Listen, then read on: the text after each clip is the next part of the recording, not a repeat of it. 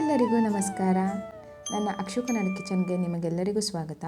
ಇವತ್ತು ನಾವು ನವಿಲುಕೋಸು ಬೇಳೆ ಸಾಂಬಾರು ಹೇಗೆ ಮಾಡೋದು ಅಂತ ತಿಳ್ಕೊಳ್ಳುವ ಬನ್ನಿ. ಇಲ್ಲಿ ನಾನು ಒಂದು ಪಾತ್ರೆ ತೊಗೊಂಡಿದ್ದೀನಿ. ಪಾತ್ರೆಗೆ 1 ಲೋಟದಷ್ಟು ನೀರು ಹಾಕ್ಕೊಳ್ಬೇಕು. ನೀರು ಹಾಕ್ಕೊಂಡ್ಮೇಲೆ ನಾನು ಆಲ್ರೆಡಿ ಬೇಳೆಯನ್ನು ತೊಳೆದಿಟ್ಕೊಂಡಿದ್ದೀನಿ. ಆ ಬೇಳೆಯನ್ನು ಇದಕ್ಕೆ 10 ನಿಮಿಷ ಬೇಯಿಸ್ಕೊಳ್ಳಿ. ಇಲ್ಲಿ ನಾನು 3 ಮೆಣಸಿನಕಾಯಿ, 1 ಮೀಡಿಯಮ್ ಸೈಜ್ ಈರುಳ್ಳಿ, 1 ಮೀಡಿಯಮ್ ಸೈಜ್ ಟೊಮೆಟೊ ಮತ್ತು 2 ನವಿಲುಕೋಸುಗಳನ್ನು ತೊಗೊಂಡಿದ್ದೀನಿ. ಇದನ್ನು ಚೆನ್ನಾಗಿ ತೊಳೆದು ಕಟ್ ಮಾಡಿ ಇಟ್ಕೊಳ್ಬೇಕು.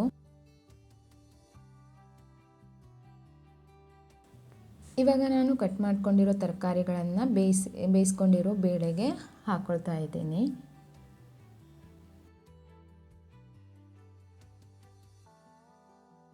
ಬೇಳೆಯನ್ನು ನಾನು 10 ನಿಮಿಷ ಅಷ್ಟೇ ಬೇಯಿಸ್ಕೊಂಡಿರೋದು. ಸೊ ಇನ್ನೊಂದು 10 ನಿಮಿಷ ಬೇಯಿಸಿದರೆ ಬೇಳೆ ಕೂಡ ಚೆನ್ನಾಗಿ ಬೆಂದಿರುತ್ತೆ, ನವಿಲುಕೋಸು ಕೂಡ ಬೇಯುತ್ತೆ ಇಲ್ಲ. ಸೊ ಇದಕ್ಕೆ ನಾನು ಒಂದು ಸ್ವಲ್ಪ ಉಪ್ಪು, 1 ಲೋಟದಷ್ಟು ನೀರು ಹಾಕಿ 10 ನಿಮಿಷ ಬೇಯಿಸ್ಕೊಳ್ಳಿ. ಇಲ್ಲಿ ನಾನು ಮಸಾಲೆ ಮಾಡ್ಕೊತಿದ್ದೀನಿ. ಮಸಾಲೆಗೆ ಜೀರಿಗೆ, ಸೋಂಪು ಕಾಳು ಮತ್ತು ಧನಿಯಾ ಪೌಡರ್, ಧನಿಯಾ ಕಾಳು ಕೂಡ ಹಾಕ್ಕೊಳ್ಬೋದು.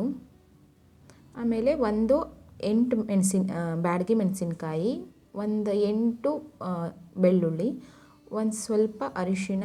ನಾನಿಲ್ಲಿ ಚಿಕ್ಕ ತೆಂಗಿನಕಾಯಲ್ಲಿ ಅರ್ಧ ತೆಂಗಿನಕಾಯಿ ಅಷ್ಟೇ ತೊಗೊಂಡಿದ್ದೀನಿ. ಇದಕ್ಕೆ ನೀರು ಹಾಕಿ ಚೆನ್ನಾಗಿ ರುಬ್ಕೋಬೇಕು. ಇಲ್ಲಿ ಇವಾಗ ತರಕಾರಿಗಳೆಲ್ಲ ಬೆಂದಿದೆ.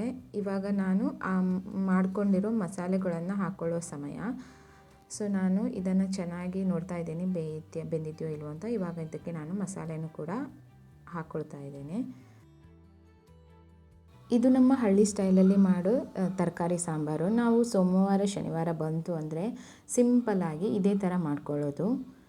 ಇವಾಗ ಇದು ಕುದೀತಾ ಇದೆ. ಇದಕ್ಕೆ ನಾನು ಸ್ವಲ್ಪ ಕೊತ್ತಂಬರಿ ಸೊಪ್ಪು, ರುಚಿಗೆ ತಕ್ಕಷ್ಟು ಉಪ್ಪು ನೋಡಿ ಹಾಕ್ಕೊಳ್ಳಿ ನೀವು ಕೂಡ.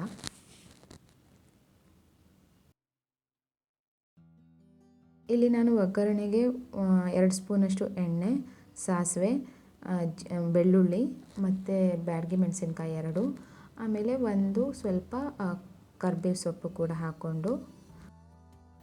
ಇನ್ನಷ್ಟು ರುಚಿಯಾದ ಅಡುಗೆಗಳಿಗೆ ಅಕ್ಷು ಕನ್ನಡ ಕಿಚನ್ ಚಾನಲ್ಗೆ ಲೈಕ್ ಮಾಡಿ, ಶೇರ್ ಮಾಡಿ, ಸಬ್ಸ್ಕ್ರೈಬ್ ಮಾಡಿಕೊಳ್ಳಿ. Thank you.